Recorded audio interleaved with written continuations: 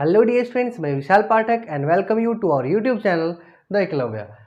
आज के इस वीडियो में हम लोग बात करेंगे ग्राफिकल रिप्रेजेंटेशन ऑफ मोशन, कैसे different type of graphs use करके हम लोग मोशन को रिप्रेजेंट कर सकते हैं। ठीक है, तो हम लोग सबसे पहले समझेंगे ग्राफिकल रिप्रेजेंटेशन ऑफ मोशन क्या है। तो ग्राफिकल रिप्रेजेंटेशन ऑफ मोशन को हम लोग दो तरह से रिप्रेजेंट कर सकते हैं। पहला डिस्टेंस टाइम ग्राफ के हेल्प से और दूसरा वेलोसिटी टाइम ग्राफ के हेल्प से। ठीक है, तो समझते हैं डिस्टेंस टाइम ग्राफ क्या है। सबसे पहले ये तो डिस्टेंस टाइम ग्राफ जो है वो ऐसा ग्राफ है जो डिस्टेंस और टाइम को रिप्रेजेंट करता है कुछ इस तरह। डिस्टेंस को हम लोग वाई एक्सिस में रिप्रेजेंट करते हैं।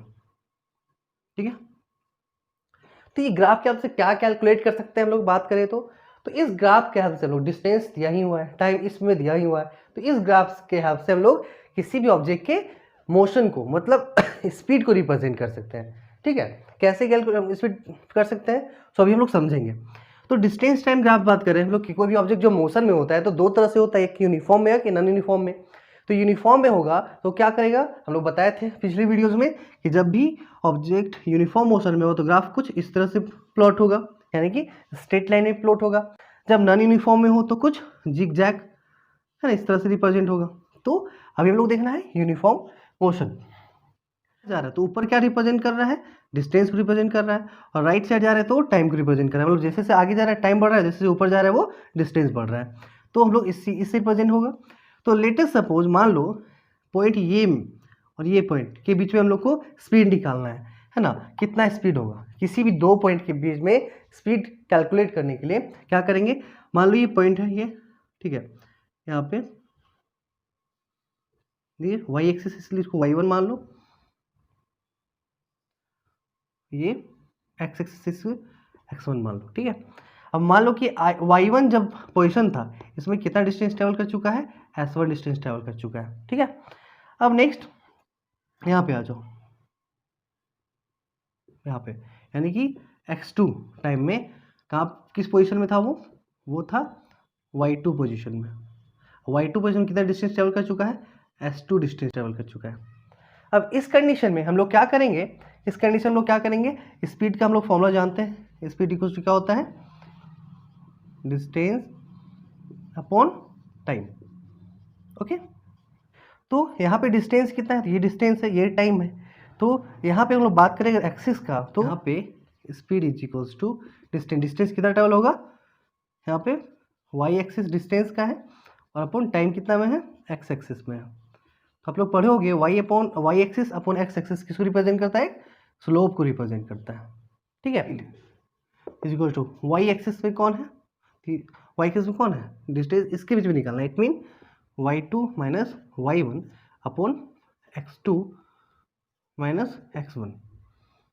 ठीक है, यानी कि फाइनली हम लोग बात करें स्पीड का तो यहाँ पे वैल्यू पुट करेंगे, y2 की जगह क्या है, s2 माइनस y1 की जगह x2 की जगह यहाँ पे t1 कर दो, t1 टाइम था और यहाँ पे टाइम t2 था, तो ये क्या हो जाएगा t2 माइनस t1। तो फाइनली डिस्टेंस इक्वल्स टू क्या हम लोग लिख सकते हैं, S distance equals to s2 minus s1 upon, sorry यहाँ पे स्पीड इक्वल्स टू, स्पीड को हम लोग भी से रिप्रेजेंट कर सकते हैं तो सिंपली ऐसे लिखो स्पीड इक्वल्स टू ये। इस फॉर्मूला से हम लोग क्या कर सकते हैं, स्पीड कैलकुलेट कर सकते हैं। अब हम लोग आते हैं स्टूडेंट्स वेलोसिटी टाइम ग्राफ में। ठीक है, ठीक है, तो वेलोसिटी टाइम ग्राफ में यहाँ पे हम लोग दो तरह से रिप्रेजेंटेशन होगा। वेलोसिटी और टाइम का हम लोग बताएं, वेलोसिटी को वाई एक्सिस में रिप्रेजेंट करते हैं और टाइम को एक्स एक्सिस में रिप्रेजेंट करते हैं। ठीक है, यहाँ पे दो तरह से हम लोग क्या कर सकते हैं, यहाँ पे वेलोसिटी टाइम रिप्रेजेंट किया हुआ है तो हम लोग क्या निकालना है, हम लोग इसमें अगर डिस्टेंस निकालना हो तो जैसे फर्स्ट वाले केस में डिस्टेंस टाइम का तो हम लोग स्पीड निकाले थे। इस ग्राफ में हम लोग वेलोसिटी टाइम है तो हम लोग क्या निकालेंगे, डिस्टेंस निकालेंगे। ठीक है, तो पहला case when object moves in constant velocity, जब ऑब्जेक्ट कांस्टेंट वेलोसिटी से मूव करेगा तो मान लो लेट, ठीक है, वेलोसिटी बी मान लो 20 किलोमीटर पर आवर के वेलोसिटी के साथ चल रहा है कोई ऑब्जेक्ट। फिर ध्यान समझो कि चल रहा है यानी कि उसका वेलोसिटी चेंज नहीं हो रहा। मान लो कि इनिशियल यू था, यहाँ पे यू चल रहा है, चलो यहाँ पे वेलोसिटी, ठीक है, यहाँ पे ऐसे कोई भी जब ऑब्जेक्ट कांस्टेंट वेलोसिटी के साथ चलेगा तो क्या होगा, जो ग्राफ बनेगा, ये जो लाइन ड्रॉ होगा वो एक्स एक्सिस के पैरेलल होगा। क्यों पैरेलल होगा? क्योंकि वेलोसिटी तो 20, मान लो कि यहाँ पे वेलोसिटी 10, 5 है, 15 है, यहाँ पे 20 है, तो सिंपली 20 किलोमीटर पर आवर के वेलोसिटी के साथ चल रहा है, यानी कोई भी टाइम लो, टाइम t1 लो, टाइम t2 लो, तो हमेशा वेलोसिटी क्या है? वही 20 किलोमीटर पर आवर ही रहेगा। ठीक है, तो इस केस में अगर हम लोग को डिस्टेंस निकाल तो कैसे निकालेंगे?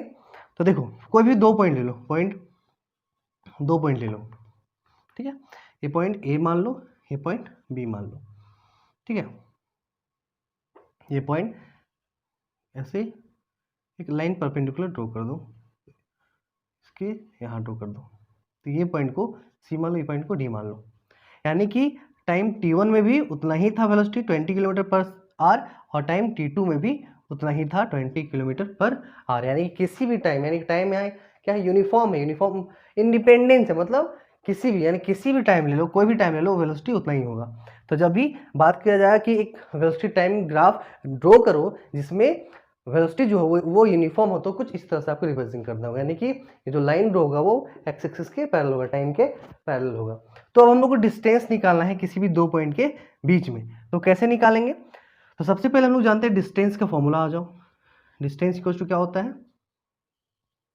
Speed into time, speed into time होता है, ठीक है। तो यहाँ पे स्पीड कौन रिप्रेजेंट कर रहा है?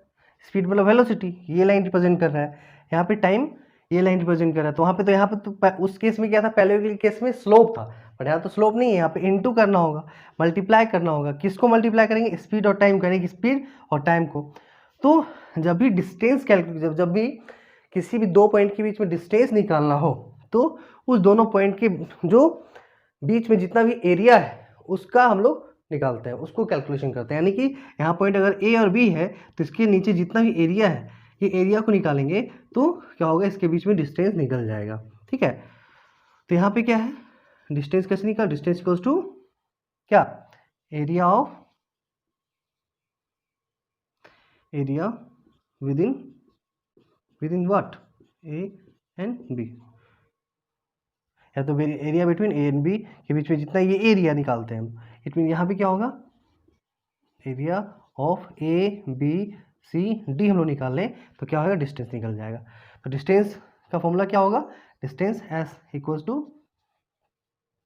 डिस्टेंस, ये एरिया, तो ये क्या लग रहा है आपको देखने से? रेक्टेंगल लग रहा है, तो रेक्टेंगल का एरिया क्या होता है? लेंथ इंटू ब्रेथ, तो लेंथ इंटू ब्रेथ। लेंथ कौन सा है? मान लो ये लेंथ है, ये ब्रेथ, तो लेंथ क्या है? A B into B C, मान लो A B into B C, finally distance equal to A B into B C, ये यहाँ पर डिस्टेंस निकल गया, ठीक है। वैसे ही सेकेंड केस में क्या है? वेरी यूनिफॉर्म वेलोसिटी जो है वो चेंज होगा यूनिफॉर्मली, तो चेंज होगा मतलब समझो कि यहाँ पे है ना, अब वो चलना स्टार्ट किया, वेलोसिटी ऊपर की ओर जाएगा टाइम के साथ, तो इसको भी हम लोग कैसे रिप्रेजेंट करेंगे? स्लोप से रिप्रेजेंट करेंगे, इस तरह से ऊपर की ओर भी जा रहा है और राइट की ओर जा रहा है, टाइम भी बढ़ रहा है और वेलोसिटी भी बढ़ रहा है। इसमें तो वेलोसिटी कांस्टेंट था, इसमें वेलोसिटी बढ़ रहा है, तो किसी भी 2 पॉइंट के बीच में निकालना है, तो 2 पॉइंट यहाँ पे क्या होगा? हम लोग ये 2 पॉइंट के बीच में निकालते हैं, क्यों? क्योंकि यहाँ वेलोसिटी यूनिफॉर्म था। यहाँ पॉइंट, पहला पॉइंट क्या होगा? ओ होगा, क्यों? क्योंकि 0 से स्टार्ट किया था और मान लो यहाँ तक गया, ठीक है, तो हमको यहाँ से निकालना होगा, ये पॉइंट ए मान लो, ये पॉइंट बी मान लो, ओके। तो अब हम लोग क्या बताए थे? किसी भी ऑब्जेक्ट कितना डिस्टेंस ट्रेवल करता है, जब वो वेलोसिटी यूनिफॉर्म वेलोसिटी चेंज होगा, तो वहाँ पे क्या था कि कांस्टेंट था, तो यहाँ पे डिस्टेंस हम लोग इसके बीच के एरिया को निकालते हैं, बट यहाँ पे क्या करेंगे? 2 पॉइंट यहाँ पे क्या है? डिस्टेंस इक्वल टू क्या है? Area between, area enclosed between 2 point. अब यहाँ पे 2 पॉइंट कौन सा है? डिस्टेंस को हम लोग ऐसे डिनोट करते हैं, यहाँ 2 पॉइंट क्या है? ओ एन बी, तो क्या होगा? ओ एन बी, यानी कि ये एरिया के नीचे जितना भी है, तो यहाँ एरिया इक्वल क्या होगा? ये क्या बना? ट्राइंगल, तो area of triangle A B, तो एरिया ऑफ ट्राइंगल कितना होता है? Half into base into height, तो यहाँ पे बेस कितना है? ए बेस है ओ बी, हाइट कितना है? ए बी, तो ये फॉर्मूला से हम लोग फाइनली डिस्टेंस कैलकुलेट कर सकते हैं। तो यही दोनों थ्योरी, यही दोनों कॉन्सेप्ट को देख के आगे हम लोग रिप्रेजेंट करेंगे तीनों इक्वेशन ऑफ मोशन को। इक्वेशन ऑफ मोशन को देखेंगे ग्राफिकली, यही कॉन्सेप्ट को यूज करके, ठीक है।